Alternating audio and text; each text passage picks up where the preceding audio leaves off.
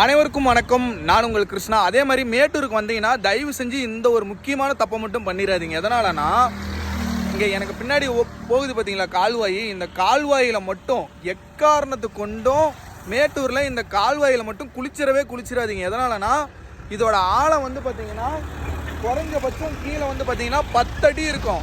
தண்ணி மேலே பார்க்குறதுக்கு ரொம்பவே அமைதியாக பாருங்கள், அப்படியே சாந்தமாக இருக்கும். ஆனால் நீங்கள் உள்ளவங்களை இழுத்துட்டு போயிடுச்சுன்னா போய்கிட்டே இருக்க வேண்டியதான். நீச்சல் தெரிஞ்சிங்கனாலேயே இதுக்குள்ளார விழுந்துட்டாங்கன்னா இழுத்துட்டு போணுச்சுன்னா அவங்களாலேயே பொழைக்க முடியாது. ஸோ நீங்கள் குழந்தைங்களை வச்சுக்கிட்டோ வேறு யாராக இருந்தாலும் சரி கால்வாயில் போய் குளிக்கலாம், கால்வாயில் தண்ணி ரொம்ப மெதுவாக அமைதியாக இருக்குது அப்படின்னு சொல்லி தயவு செஞ்சு ஏமாந்துடாதீங்க. எக்காரணத்தை கொண்டு மேட்டூரில் இந்த கால்வாயில் குளிக்காதீங்க. அனுபவம் இல்லாதீங்க குளிக்காதீங்க.